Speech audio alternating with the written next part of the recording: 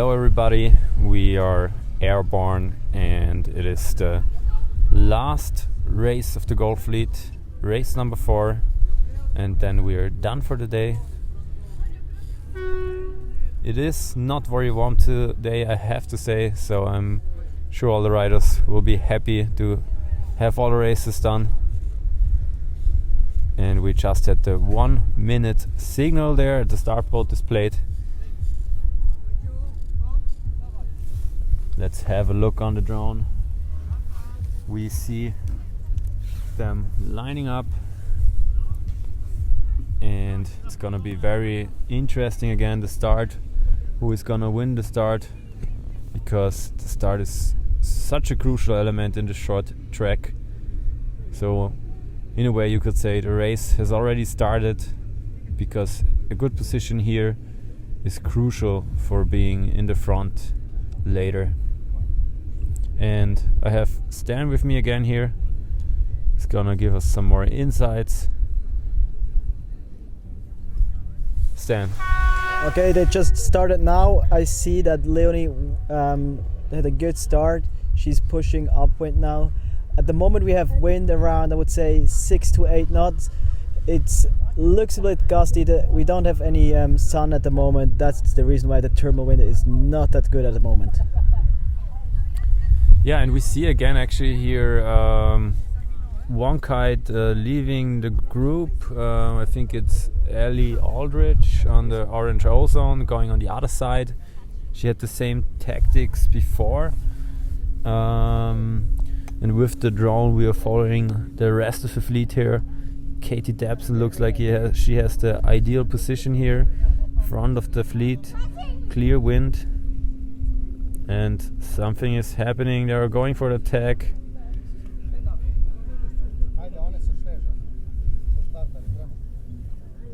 Everybody made a clear tag and now the whole fleet is making their way to the ley line.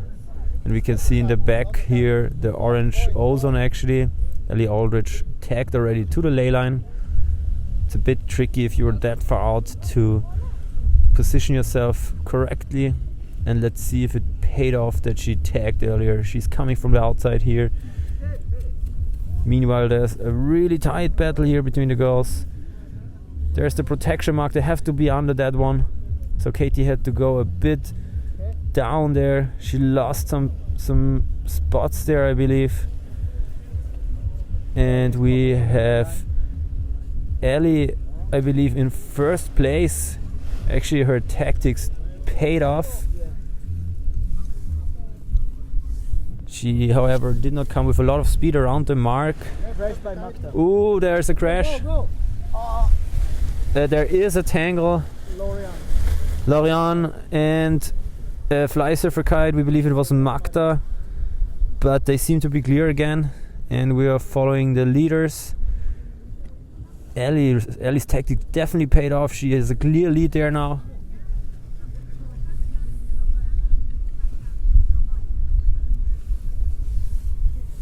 Perfect sailing for her in clear winds. It's gonna be a nice and comfortable lead for Conrad. Ellie just started kiteboard racing 1.5 years ago. She has a sailing background, and this is also probably why she was just like good in this tactical race here as well. She just chose the right tactic for this condition at the moment. She's leading by around, I would say, 50 to 70 meters. They are now on the reach. They have like speed up to 30 knots, I would say now. Yeah, and they go to the last mark. They're about to round. There we see Ellie going around in a perfect jibe. And now she's gonna speed into the transition area. And on the line she's gonna give it over to Connor, who is already hungry and waiting here. We can see him behind the start boat. And there we see it. Connor speeding up and good transition. And there's Julia on second place. Katie handing it over to Guy, and Julia handing it over to Jakob or Speedy. and they are on their way up now. Connor in a comfortable lead. Oh, and Guy Bridge actually taking a bit of a risk going on the other side, but as we saw with Ellie, it actually paid off for her.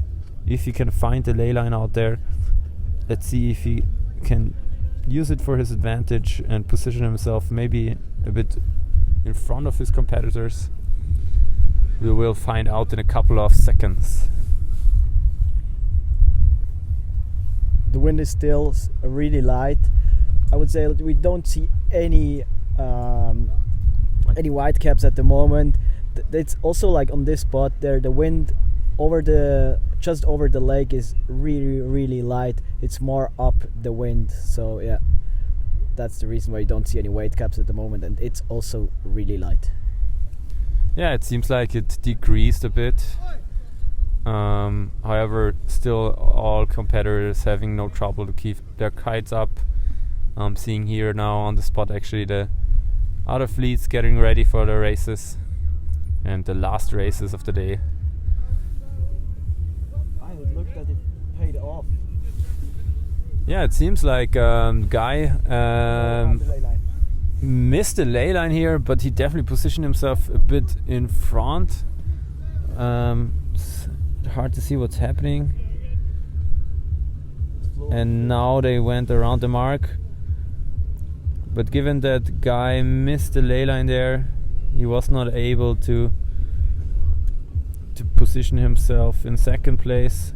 So we have Florian and Speedy there, and Connor clearly ahead, kind of racing his own race there.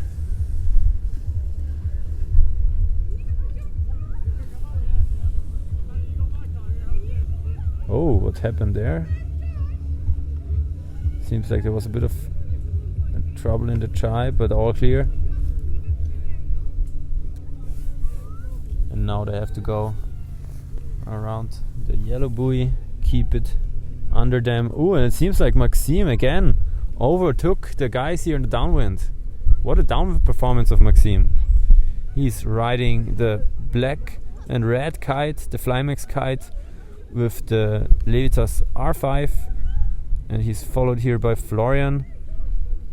These guys really perform in the downwind. It's crazy how much they can gain there compared to their competitors.